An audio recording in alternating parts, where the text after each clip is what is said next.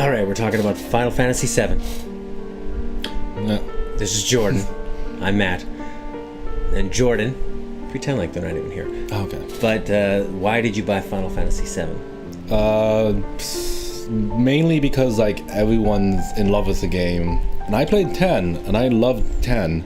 Yeah, I wasn't so huge on 10. No? No, because well, actually no. What I thought 10 was actually just fine. I liked the evolution they did to the fighting system, how you can swap people in and out. I like that they heal you automatically after a battle. That's great. Yeah.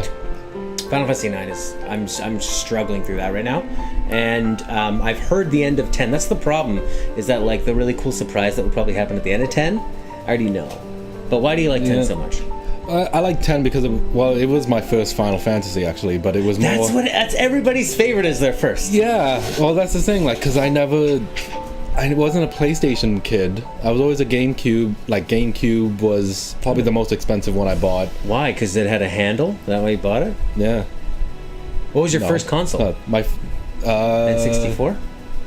No. It would be the. Because I saw a photo. I saw a home video of you, and you're like pretty young, like a little toddler in your room, and you had an N64. There was a video of me with that. I want to see that. No, my very first one, I guess, would be a Game Boy, to be honest. And then I went to a. So did you play Final Fantasy Mystic Quest? No, I played Advance.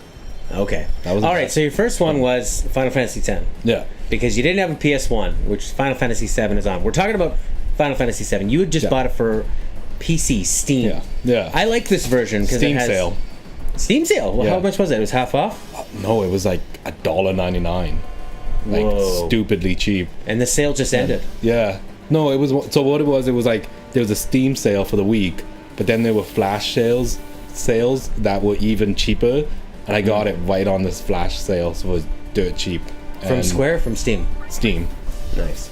I actually went to go buy Final Fantasy 13-2 and Lightning Returns, which is 13-3, because on the Let's Plays we do in this channel, one person likes this 13 one we're doing, although she says she thought it would be slimmer. I feel the same way every time I look in the mirror. I thought I'd be slimmer by now. But, and I was going to get it for $10 each, and then the sale ended, but there was a problem with my transaction. Steam actually lets you redo the transaction, and they save the discount. Isn't that nice? Oh, they're great. I mean, I won't name games, but I played another game that I didn't like, and I asked them to refund me, and I had to like a little fight with them for a little bit first, but then I got the refund, and it's just like they gave me the refund, they apologized, and they were even like offering to give me like another game for free, and I was just like, no, like, wow. I just want the refund. Like, thank you for this other game. This is going above and beyond, but like I just wanted a refund because I wasn't happy with the game. And if you weren't happy with yourself. Yeah. But Steam enabled you. Yeah, and they were super friendly about it, and they gave me that discount, and then they are very friendly. They're very helpful. Have you ever tried to get a refund from Sony? Yes, a while back. They don't like it. No, the only time I ever successfully did it, I said, yeah, my kid bought a game. So, you know. Oh, you played the kid card. Yeah, I don't have a kid. And I made it seem like I was going to beat that kid.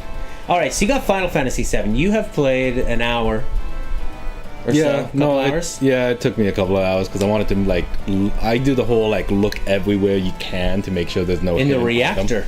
Yeah. I went everywhere. I went to every single corner, like clicking to make sure like there's nothing hidden or something. Well, Final Fantasy IX has hidden treasure chests everywhere, and I think it's a really nice part about it. But so you've gone through this reactor, and then the big explosion. We'll go through it play by play, and then you met Tifa. You went on the second train ride. So let's talk about the opening scene. What do you think of that, Eris? Ding dong, and then flies around. It shows you all of Midgar, and then it zooms out, and then it zooms in, and then bam, train. You jump off the train, you're in. What'd you think of that? Was that already spoiled for you though? Have you seen? No. Like I haven't seen very much of this. Can I say spoils? Like not like the ending game spoil, but like Yeah, this is mid-game? a spoiler-filled discussion of the game. Okay, so like the only actual spoilers I know of this game are what you can see in the movie. So I know the main cast that you get. Okay. And Yeah, because he actually likes the movie. yeah, I liked it. Well, I'm a big CGI guy, so like I love the movie, and that's What all a it weird is. thing to be a big guy about. Yeah, just freaking animation and Love CGI. CGI. I hate practical effects. No, man, practical effects. Like, unless you're like super freaking like the 60s special effects of like, trying to think of a good one. I know what you mean. Where it put like looks a fake, like a flying saucer on a string. No. Like even like just after that, there's the one movie where they crash a camera through a window, and you're like people watching it were like, wow, that's good CGI, and they're like, no, we actually put a camera on a fucking board and we slammed it through a window just to get that effect. That's what I like. But nobody in the 60s said that was good CGI. No, they everyone. CGI was. Yeah, well, sometimes when I'm playing a video game, I'll say something effects. like, "Oh, this is good CGI," and I realize everything in the video game is made by a computer. So that's kind of a dumb thing to say. But anyways, but there's still images and stuff too. So speaking of images and CGI, Final Fantasy VII, as we can see on the screen right now, polygonal characters with pre-rendered backgrounds for the most part. And then intermixing this like real-time work. There's a scene where like the fire shoots out of the side. I love that. What do you think of how this does it? And I don't know if you've ever seen any footage from Xenogears, but in Xenogears, I just with these guys, Dark Pixel Gaming, they do cool reviews, and they did the opposite. So they did like 2D sprites over 3D background. I like this better. I miss pre-rendered backgrounds. You don't see this anymore. Like, I'll be honest, I like both. I do. Oh. I used to play a video game where it was all 3D background and 2D characters online. I spent days playing it. how come you're not naming any games? I don't know You're what not a like. game Are dropper. you not like? Okay, well, Ragnarok Online was the one I played online. That sounds very Final Fantasy. Yeah, it sort of is, and it's not turn-based. Obviously, it's 3D online, sort of like. I want to say sort of like World of Warcraft, but it's not, because it's like the background's 3D, but it's not. It's just like in a still space. Right. But the characters are 2D, and they just like, if you want to turn the character around, they just have the one image that they have for each turnaround. Yeah, that's the thing with the sprites where it kind of they move like a piece of paper. Yeah. Which Nintendo did really well with like Paper Mario. Yeah, it sort of reminds me of Paper Mario, but they all did it in pixels. So it was like, I love that, but then I also love this because it's like, these are amazing backgrounds that they designed, and it's just still images now. Mm-hmm. This But then isn't they a good have- example, but I mean, Yeah, well, but see, this is the battle example because they have several different examples of the polygonal characters. They have the super deformed ones. They have the battle ones, which are stretched out bigger, about this big, and then they actually have like they've rendered the 3D environments for the battles, which is an interesting thing. Yeah. I love the way this game looks. Do you find, because you have no nostalgia to this, when you played this, did you think, oh, this is ugly PS1 garbage? I thought this was amazing. Amazing. I looked at the, like, besides the characters, like this part where I was only like laughing in my head about them having these gigantic shoulders, but Right. like, Well, they because have the weight of the world. but they're just so cubic, and it's like, Yeah, they do. I thought, like, they the- look like, if you wanted to explain to somebody what a polygon was, you could show them these characters. They look like polygons. if I was like trying to explain what a polygon is, I don't think I'd use this example. I'd be scared to, but then at the same time, I'm thinking like, this is amazing backgrounds with these crazy cube-looking people. Yeah, and that threw a lot of people off because the Yeah. advertising was all CGI. Yeah. In the commercials, never it was hyped up, and then they bought it, and then Cloud jumps off the train. They're like, "What the fuck? I'm playing the Lego game." They look like Lego people. Yeah. They have these weird, like, black drawn-on eyes, and I didn't remember that they looked like Lego people.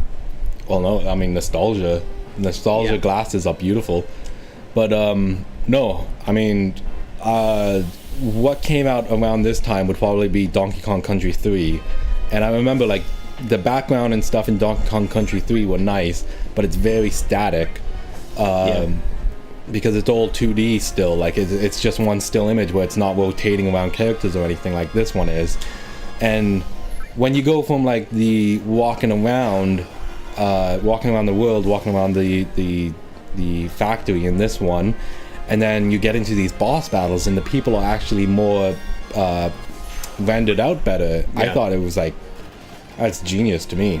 Yeah.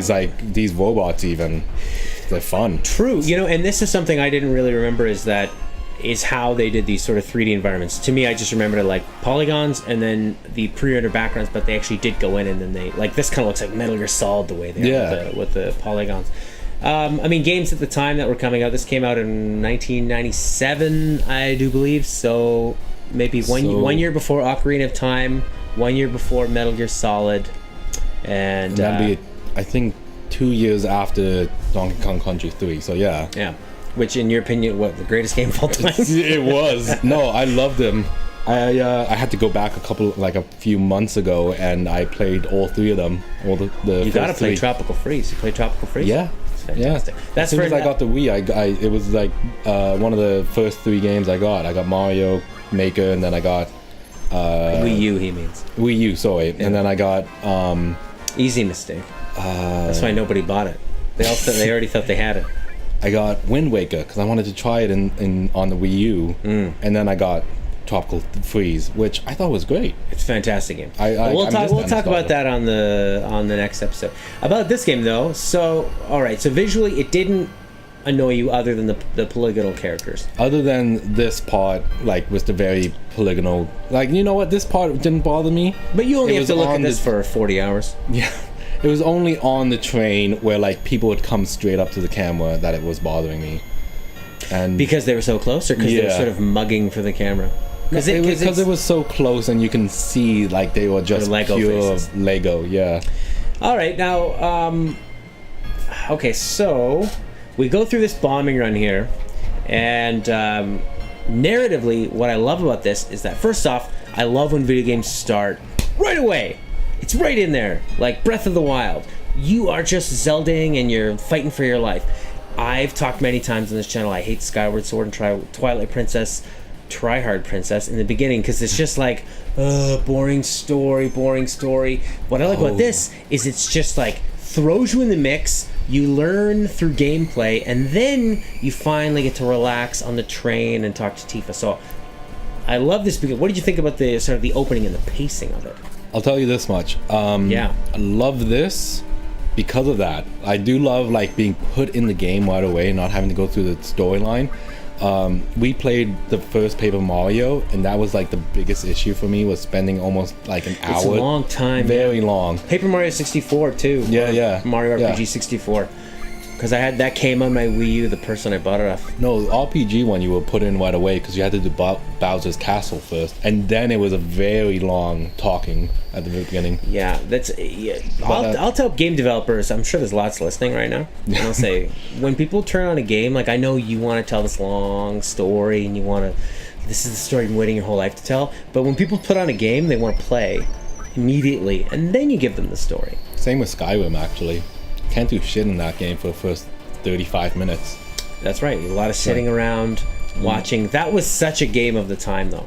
Oh no, I loved it. I was just saying, like, because I got into the modding community, and that was just like, you want to test out a mod to make sure it works, you got to start a fresh new game, and you're waiting that 35 minutes. Yeah. Oh, that's such a modder complaint then, because I didn't mind the beginning. It was fine. No. I think Morrowind had the best beginning. That was really, really short. I haven't tried it. No. You just awaken on a boat, and they go, "Hey, Outland, you're a slave on a ship," and then they tell you to get out of here, and then they just sort of, you do your character creation while they identify, and then you're gone. Skyrim was much more cinematic, but at the time, it was all about cinematic openings. Yeah. Because they had the power for it. One thing I wanted to mention was that Final Fantasy VII had not only cutting edge for video games, but they had, like, cutting edge for Hollywood. The CGI they had in this game was the best you could do at the time. Easily the most expensive game ever made at the time. And the reason that they jumped from not putting it on the N64 and putting it on the PlayStation so they could put it on not one but 3 CDs. I was about to say that, like, it took up 3 CDs, right? Like, yeah. I remember going to, like, this very early game store. I can't remember what it was called now, but it played off the Sonic name. So it was like Sonic gaming tunnel or something. Tunnel. Yeah, it was really weird, but it was like the Dr. old Robotnik's game machine. I don't know. It had Sonic in the name, and it had like Sonic logos everywhere. Probably why it didn't survive. Yeah. But because Sonic never does well in 3D. No, yeah. But they had gaming stations all around, and they had the demo reel for this, and that was one part. The only thing you could play was when you were in the tavern where you're like Cloud cross dresses apparently. Yeah. And then that's what they highlighted to kids at the gaming store? Yeah, that and the snowboarding. I think there's snowboarding in this one. There's snowboarding. Yeah, so there was like those are the only two demos you could really play was the fights in the tavern and then that. And I remember as a kid I was like obviously not going to be interested in the cross-dressing stuff. I was like, you could fight and snowboard? This is awesome. Yeah. When this came out, being young is a very different way to experience a game because you want them to be long. When my friend said he was going to get Xenogears for his birthday when I was a teenager, and he bragged to me, he's like, it takes 60 hours to beat. 60 hours. I thought, oh my god, you're going to get to play this game forever. I have Colony Wars, and it was 10 hours, and it was really hard. But now, when I'm older, if someone tells me it's a 2-hour walking simulator that's really shocking and deeply emotional, that's what I'm excited for. So this was very large, 3 CDs, like 40 to 60 hours plus end game content and tons of mini games, right? You have the Golden Saucer, which you haven't gotten to yet. No. Where it's right now all you've done is this opening mission. So we'll get back to the opening mission. You've met Avalanche. You've met Big Barrett. Yeah. Biggs. I called him G by mistake. Why? So why'd you call him like a G thug? No, I was gonna call him like Jerry or Gary. Guelph. Guelph. Yeah. Are you naming him after cities in Ontario? No. So like I was trying to just think of the stupidest sounding names I could think of, and you can name Cloud, right? Yeah, because he asks you right away. What's your name? So I was gonna. He hires you, but he goes, by the way, what's your name? Yeah. So I was gonna call him Clifford. That's a funny one. And because he's so tough all the time, and he's always firing his gun. Clifford, calm down. Yeah. No, I was gonna call Cloud Clifford. Oh, Cloud Clifford. Yeah, and I called him Cly. I'm not bad at Cly. Yeah, CLI. What happened? Were you lacking sleep? No, it was like... Were you using a Steam controller? No, which I'm so glad I didn't spend my money on, because apparently they are terrible. Yeah, they're bad. But no, I was using a Logitech controller, and it's like, for some odd reason, my where my A button would be for like select wasn't working, so I had to press start each time I selected a button or selected a letter, and once I pressed start, it'd take me to end. Oh, so if you double tapped it. Which I made that mistake of. So you have Cly and G. And G. Who was going to be Guelph. And then... Oh my God. You have to live with it. You didn't restart? You were like, no, I just kept going. I can do this for 60 hours. And then Tifa was going to be... Tifania, I think. Yeah. And I got to Tiffany. You're the teacher from Jordan and Peele? I don't know that. He's like a black substitute teacher, and he reads white people names. Oh, I saw that. Yes. Tiffania, Clauda. Okay, so you got Cly, G, and Tiff. Tiffania. Tifania. Yeah. But you actually spelt that one all. No, so I'm Tiffon. Tiffon. Tiffon. Wow. Got that name right.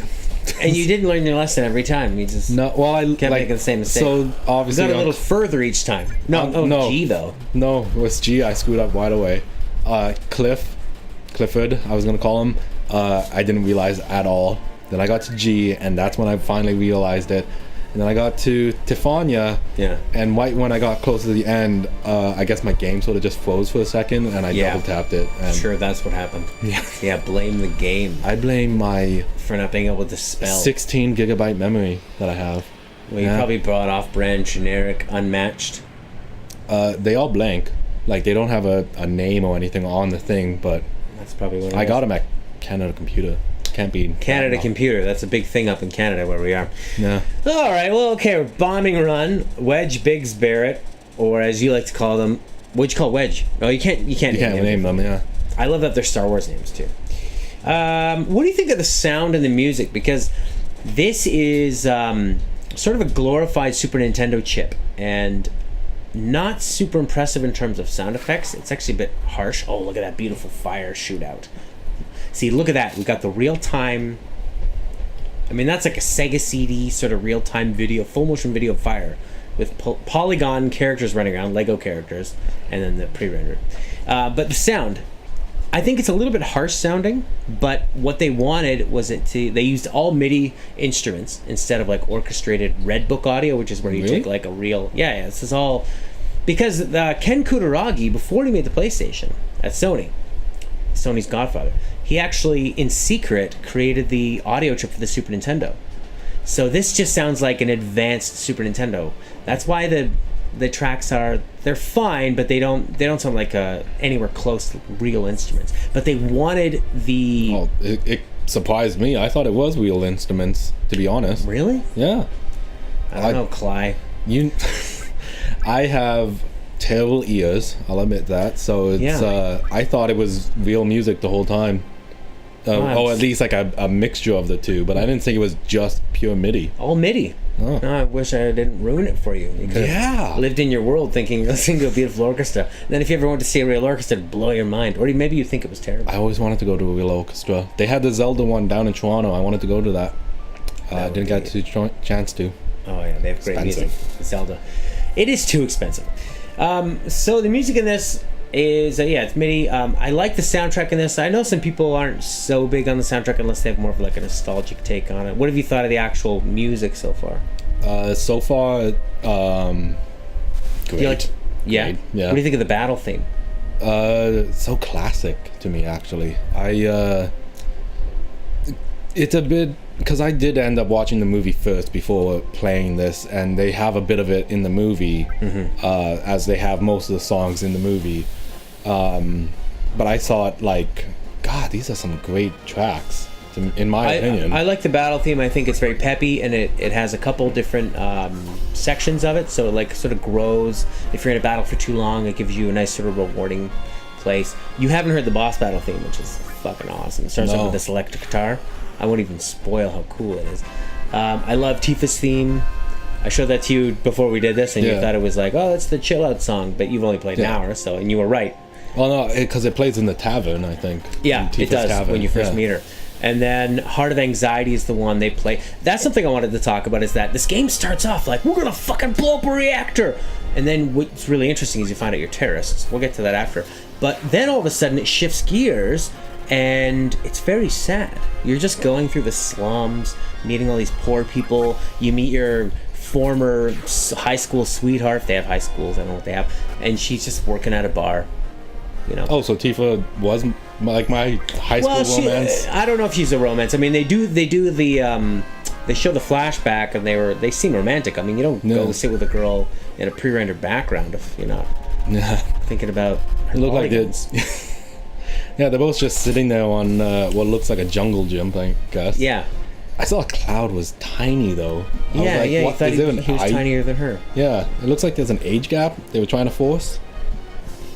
I think they're about the same age. There might just be some assets on Tifa that are a lot larger than Cloud that are maybe throwing you off. I wanted to look that up afterwards, and I forgot to, but I wanted to see if they had a rendered age, like that they're... In that memory? Yeah, or like in general, because even if I look back on, like, saying on the memory, they'd be close to the same age or not. But I don't know, to me she looks like, because they also made like her skinny, which like, you make a person skinny, and then even if they're same height as someone else, if you made the other person chubbier or square or whatever, them look longer, makes them look, the skinny person taller, larger person smaller. Cloud just looks smaller to me. I was like, why are they rendering an age limit?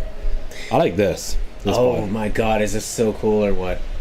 See, back then, these sort of CGI things were so beautiful, it was like a treat. You wanted to get to them. Whereas now in modern gaming, sometimes I'm like, I can't play anymore. But what do you think of it now? I mean, actually, you had not played this, so you have no nostalgic attachment, and you thought that was still cool. Yeah, I really liked it. I was sort of like trying to figure out though, how Well, first off, why, if they were gonna do that sort of scene like that, why would they not use the same polygons they use from the fighting scenes to make him actually have a body? Because the ones in the fighting scene are real time. Yeah, but I mean... Oh, yeah, that's right, because that was a pre-rendered CGI, but it was the world map walking. Yeah, that's... Yeah. I think because they wanted to make it not look jarring, or maybe easier. Well, I figured that, like, he just transitioned from being on the street with soldiers around him to being on top of the train. They wanted to just keep that smoothly. Yeah. Because when you're dealing with... Because very easily this could get very visually jarring because you are seeing them so often. Changing from, like, Lego style like this, tall in the battle, and then the CGI versions. So, you were saying that when you had to escape, you thought you had too much time. Oh, right, yes. So, it's too easy. Like, because I spent a lot of time when I was initially walking through there, going around, exploring, looking for loot, going to every single corner, making sure there's that thing's like secretly clickable. And I went through... Every terrorist does this. Yeah. You gotta do that. Yeah. Like, hey, we're gonna blow up this building, but first let me check to make sure there's no coins in the corner here. Yeah, someone might have left a candy bar. Yeah. But I went around, and of course there's nothing, and then I finally did the mission, and then you have like 10 minutes to get back, and I'm thinking to myself, this is going to take a minute and a half to walk back. Like, there's no need for 10 minutes. And they give you like 10 minutes, yeah. I think it's because at this time, they were still using save points, right? Great story. I was watching Jordan play Chrono Trigger for the first time ever. It's a good game. And you were playing on an emulator, and... we would buy it if we saw it. But you were playing it, and you were, this is so great. Oh, I'm at the fair, and the time thing, and I'm doing the races. And then you did a battle, and then you died. And I saw your face be like, where's like retry? Where's the last checkpoint? And then it goes back to the beginning, and it just brings up the title sequence. Chrono Trigger. Here's your choice. New game, load game, grayed out. Isn't that the worst? So I think that's kind of why they did that, is that they didn't want to... for many people, this was their very first JRPG. This is what I was talking about earlier. This guy. How he just runs in place and then disappears? Yeah, and it's just like it's so close up to the camera. Like even the guy leaning in the corner, it's just like trying to see. I know it's his eyes, but it's like it's so pixelated. I'm not a fan of that. And just like the guy who ran up to the camera, he's like, oh boy. Yeah, that is definitely where you see the weakness, where they just didn't have the polygons to do this. And this was... But, you see the rest of the background of the train is so pre-rendered and so beautiful. So that can be, like, even more jarring. But I think in terms of, like, limitations, I don't mind going back and looking at it. But it's interesting because you didn't start with it. Yeah, well, I mean, it's a PlayStation 1 game. I can't force it to be a Skyrim. Yeah. And it's like... The background's amazing, so I gotta give a little bit of leeway somewhere. And in a way, it's sort of unique the way they look, and they don't look too bad. The only problem is, it's a bit jaggedy. Yeah. You're playing the version that has 3 times speed, right? It should have 3 times speed plus invulnerability. I'm not sure, but I do have a not a remastered, but they have a setting that you can turn it on so it gets rid of all the jaggedness and it's sort of just more smoothly. I didn't turn it on. I did turn it on just to see what it does, and I opted to keep it original because I wanted to try and play the entire thing originally. But they do have a setting where it just smooths out everything, and even like the eyes would look not jagged, it'd just be smooth curves and everything. Doesn't look, I mean, I think you want the real settings, like you want the real experience. So the way you're playing, does it look like this? Yeah, exactly like this. Because this is the PS4 version of the PC port, so it's not. Yeah, because I've played those emulator ones like on the Genesis and the Super Nintendo where they had some sort of like weird smoothing feature, and I think it looks gross. And those Final Fantasy DS ones they have, and the iOS ones where they redo them, and it looks like that weird gross illustrations. I think that's really gross. Yeah, with the black outlines. It's disgusting. Yeah. No, I mean, I turned it on and it just looked. It just made it look worse because it's like that they're pixelated, but it's so smoothed out that it's like it's not, and it's weird. Yeah, you want to experience it the same. It's like when I look up if I want to watch an old game and when people don't keep it at the original aspect ratio and they stretch it out. Yeah, it's almost like that. How can they look like that? It's disgusting. All right, well, so what are your final thoughts on your first encounter with this game? Are you happy you got it? I am. Yeah. I mean, I got it for dirt cheap, but I probably... Are you happy you invested the time? If I knew, like, let's put it this way, if I knew that, like, the game would just be this entertaining, I still would have paid, like, the full price. So why do you find it entertaining? We haven't really talked about that. I don't know. Battle system, do you like?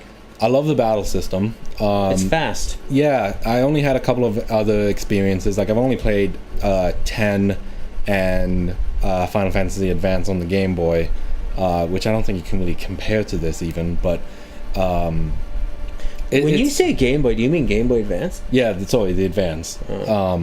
What a young person. Yeah, 5 years.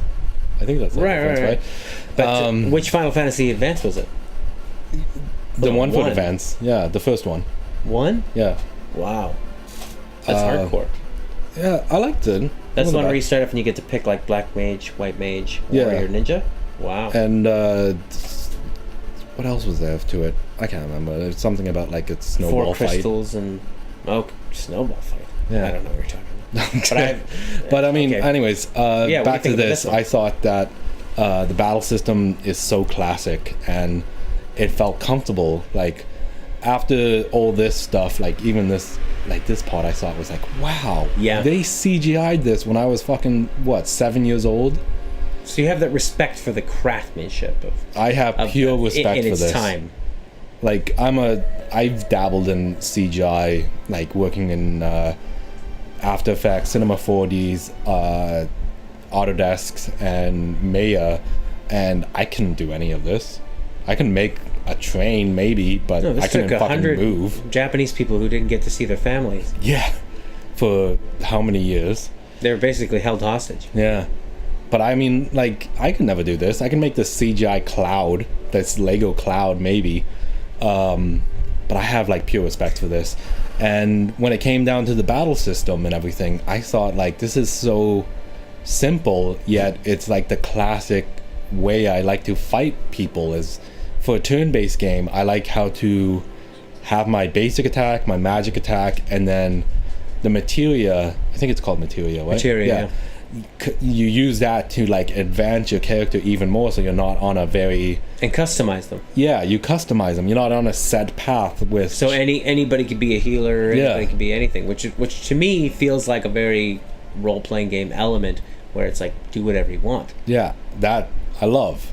Like, once you got Tifa, I think I got into one fight with her on my team, and I made her the healer, which probably everyone ends up doing. If not, what's her name? Iris? Yeah, she's a very strong healer there. Yeah, so, but I mean, I wanted a healer right away, so I made her the healer. I gave Cloud fire, and I gave Barrett thunder, I think. Mm-hmm. And I wanted it like set up because I knew sooner or later I'd make everyone into a certain style. I wanted one way, one another way, and I wanted Tifa to be the healer until I got Eris, and I love that. Sexist. I love. Well, I knew. Who would want Barrett operating on you with that giant hand? Yeah. Oh, hold on, I got a first aid kit. Oh, I accidentally shot you. She'll be like from Anna from Overwatch, just shooting you with a fucking gun. Here, Yeah. let me heal you. Yeah. All right, so you like the battle system? I love the battle system. I love the enemies. Like, Enemies? Oh, interesting. I haven't fought a lot of enemies, but I mean the Scorpion for the boss. Yeah. Like I only played a little bit of 13, and I never got past the very first boss. Like I think you were in an ice cave, and you got to fight something big, and you got to. I don't remember.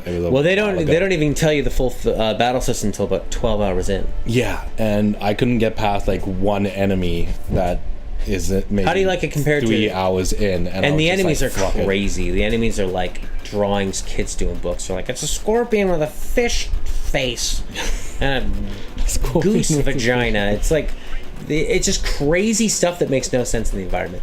How do you find it compared to Final Fantasy X in terms of battle? Because 10 I feel is pretty similar to this, except they're really about like, well, you got to sub in your different characters, like bring in Waka because it's an air enemy. As far as I can remember, about 10, because it's been about like, shit, it's been a long time, about 7 or 8 years. You sort of start off in the main guy's city, and then you're just sort of thrown into everybody else's world.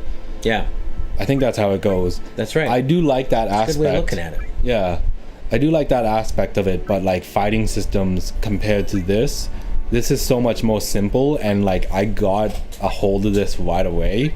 I like that because of it. Yeah, and you don't have, they simplified it where it's not like upper armor, arm armor. It's just an accessory, I believe. I think it was weapon and accessory, right? Yeah, and then the materia allows And the you so much materia, more. yeah. And the fun thing is, as you go on deeper, there's so many cool customizations you could do with the materia, like using all effect, and Like you can. there's a lot of use- really cool combos you can do to sort of cheese the system, which I think RPGs should allow you, if you're smart enough and clever enough, or at least to feel like you're smart enough, clever enough, to sort of break the system in a way. Yeah. Not blatantly, but just sort of like give yourself an advantage, because I think that feels pretty good. See, like this part here feels so depressing. Can I talk about this one part? Yeah. If I remember correctly, they told you to go to the weapons shop that's upstairs or something. I had no idea where to go. This is the first time I got lost in the game, although it's the first time they give you control. And this is probably the first time you realize, oh, this is an older game, and they're not going to tell you where to go. There's no Ubisoft pointer on the map that's like, go here, do a side quest. Ubisoft to put up a marker that's like, go discover a surprise here. Okay, so it's after this part, like you talk to everyone, you go downstairs, I think you go to sleep, and then you start up, you're supposed to go on the next mission, and they tell you before you leave, go to the weapon shop. Yeah. And I went around for maybe a good 10-15 minutes looking for the weapon shop, or trying to figure out how to get up to the weapon shop, because I think they say it's upstairs. See how I named Tifa? Yeah. Just Tiffany. I mean, Tiffon. Tiffon. God. I'm a genius when it comes to naming people. Also, later on, there's going to be a date scene. And Ooh. all these decisions that are happening now, they all contribute to this like dating level. So be mindful of who you're nice to. Is that why I bought the rose from? There's you can buy flowers. There's the stuff. Who you're going to give the flower to, Marlene or Tifa? I think I gave it to Tifa. And you can even go on a date with Barrett. Yes. Depending on, or G. G. So G and his gun. You love that big gun. Yeah. So overall, guns. You're happy you got it. You're going to be playing more. Yeah. And we're going to come back and do some updates with you about your experience with it. Yeah. I really. It's only been 2 weeks, because I've literally just bought it the last 2 weekends ago, and then I had to do my move. Yeah. Just moved cities, so I'm not even have internet yet, so I can't even access my Steam account, and I can't play it without being able to access my Phoenix account. What? Yeah, it won't let me play it. But you already downloaded it, right? Yeah, but you gotta log on to Can't Phoenix. you just put Steam into like offline mode or something? Yeah, no, I can get onto Steam. That's no problem. Can you play other games on Steam? Yeah. I play Transistor. Fucking That's why I've Square. been playing Transistor, because I can't play anything else. That should be a review for Transistor. It's good to play if you're offline. You can't play anything else. And listen to its music, and then get pissed off about its configuration mode, configuring the weapons. I feel like there's a lot to dig into with Transistor. I just didn't want to. I liked it, but I'm very visual, and you only have one game to play. And the one game to play, yeah. I had that over. It's like when the power goes out and people start reading books. Yeah, I mean, that was my only other option. Play the Transistor, read books. I liked it. I mean, Better than a book. it's better than a book, and better than going for a bike ride, because I didn't want to do that either. There you go. Better than exercise. All right. Well, I've been Matt. This is Jordan. We'll be talking about Final Fantasy VII if you stick with it. Yeah, I'm gonna finish it. I want to finish it. My quest is to finish all of them sooner or later. What? Yeah. Let me tell you how that's going to be hard. It's not gonna be hard. I'll do it. 7's Nothing classic. about free time. 9 is pretty good, but long and slow. It's so slow. I've been trying to beat it for about a year and a half. 10 is... Lots of people beat that one. I beat 10. I got halfway through 10 too. Oh, right. 1 and played 2. I think Advance. 2 is very, very bad. I believe either 2 or 3 is really bad. 4 is good. No, you liked 3. You told I've me never to play played 3. it. 4, I said. 4? 4 is good. Oh shit. 4 is with the redemption story of the Dark Knight becoming a paladin. It's really good. 5 is probably good too. 6 is good but very long. They're long games, man. I know, but I got nothing but free time now. Nothing but free time. All right, well, we'll see you next time, everybody. Bye for now. Cheers.